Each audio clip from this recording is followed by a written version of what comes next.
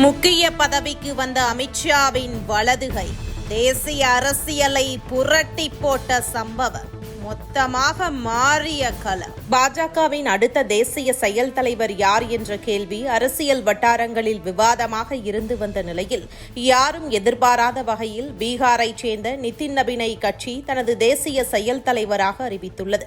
இந்த அறிவிப்பு பாஜகவில் தலைமுறை மாற்றத்திற்கு கட்சி தயாராகிவிட்டதற்கான வெளிப்பாடாகவே பார்க்கப்படுகிறது. 1980ஆம் ஆண்டு பாஜக உருவான அதே ஆண்டில் பீகார் தலைநகர் பாட்னாவில் பிறந்தவர் நிதின் நபீன். அவரது தந்தை நவீன் கிஷோர் பிரசாத் பீகாரில் பாஜக வளர்ச்சிக்கு முக்கிய பங்காற்றிய தலைவர்களில் ஒருவர். சட்டமன்ற உறுப்பினராகவும் அவர் இருந்திருக்கிறார். நிதின் நபீன் இளம் வயதிலேயே சங் பரிவார அமைப்புகளோடு இணைந்து பணியாற்ற தொடங்கினார்.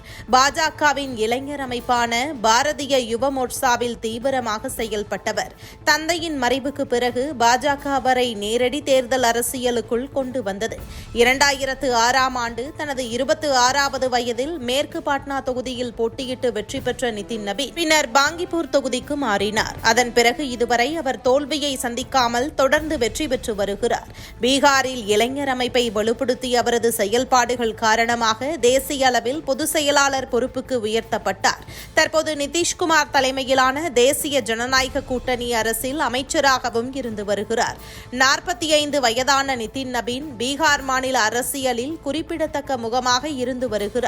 பாஜக அமைப்பு பணிகளில் நீண்ட அனுபவம் கொண்டவராக கருதப்படும் நிதின் நபீன் கட்சியின் அடித்தள அமைப்பை வலுப்படுத்துவதில் முக்கிய பங்கு வகித்தவர் என கட்சி வட்டாரங்கள் தெரிவிக்கின்றன.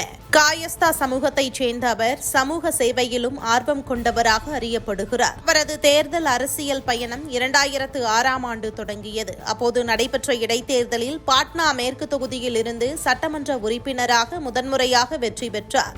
பின்னர் பாங்கிப்பூர் தொகுதியிலிருந்து 2020 சட்டமன்ற தேர்தலில் நடிகர் அரசியல்வாதியான சத்ருகன் சின்ஹாவின் மகன் லவ் சின்ஹாவை தோற்கடித்து நிதின் நபீன் கவனம் பெற்றார். சமீபத்திய தேர்தலிலும் 51,000க்கும் மேற்பட்ட வாக்குகள் வித்தியாசத்தில் வெற்றி பெற்று பீகாரில் தனது அரசியல் பிடியை உறுதிப்படுத்தினார்.